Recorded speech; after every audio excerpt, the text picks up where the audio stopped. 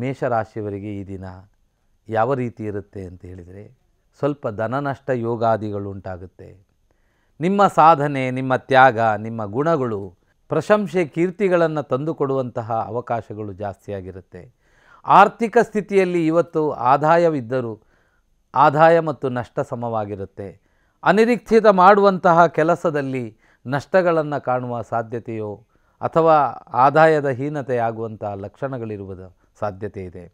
ಮೇಲಾಧಿಕಾರಿಗಳಿಂದ ಸ್ವಲ್ಪ ಕಿರಿಕಿರಿಗಳು ಬರುವಂತಹ ಲಕ್ಷಣವಿದೆ. ರಕ್ಷಣಾ ಇಲಾಖೆ, ಪೊಲೀಸ್ ಇಲಾಖೆಯಲ್ಲಿ ಕೆಲಸ ಮಾಡುವವರಿಗೆ ಸ್ವಲ್ಪ ಆಪಾದನೆಗಳು ಕೇಳಿ ಬರುವಂತಹ ಲಕ್ಷಣಗಳು ಮೇಷರಾಶಿಯವರಾದವರಿಗೆ ಉಂಟಾಗುತ್ತೆ.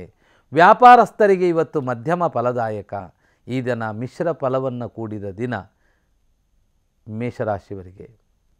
ವೃಷಭ ರಾಶಿ, ಈ ರಾಶಿಯವರಾದ ತಾವು ಈ ದಿನ ಲಾಭಪ್ರದವಾದ ದಿನ. ಉದ್ಯೋಗ ಇಲ್ಲದವರಿಗೆ ಉದ್ಯೋಗ ಪ್ರಾಪ್ತಿಯಾಗುವ ಯೋಗಗಳುಂಟಾಗುತ್ತೆ. ಬಹಳ ದಿನದಿಂದ ಕಾಯುತ್ತಾ ಇರುವವರಿಗೆ ಉದ್ಯೋಗ ಪ್ರಾಪ್ತಿಯಾಗಿ ದೂರ ಸ್ಥಳ ಪ್ರಯಾಣವೋ ಹೊಸ ರೀತಿಯ ನಿಯಮಗಳನ್ನು ಅಳವಡಿಸಿಕೊಳ್ಳುವ ಯೋಗಗಳು ಉಂಟಾಗುತ್ತೆ. ವಾಣಿಜ್ಯ ವ್ಯವಹಾರದವರಿಗೆ ಶುಭ ಫಲಗಳನ್ನು ಕಾಣುವ ಸಾಧ್ಯತೆ ಉಂಟಾಗುತ್ತೆ. ಪ್ರಮೋಷನ್ ಆಗುವಂತಹ ಯೋಗಗಳು ಕೇಳಿಬರುವ ಸಾಧ್ಯತೆಗಳಿದೆ.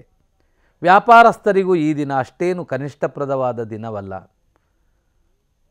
ವೈದ್ಯರಿಗೆ ಇವತ್ತು ನಿಮ್ಮ ಸಾಧನೆಗೆ ಮೆಚ್ಚಿ ಪ್ರಶಂಸೆಗಳು ಬರುವಂತಹ ಸಾಧ್ಯತೆಗಳಿದೆ.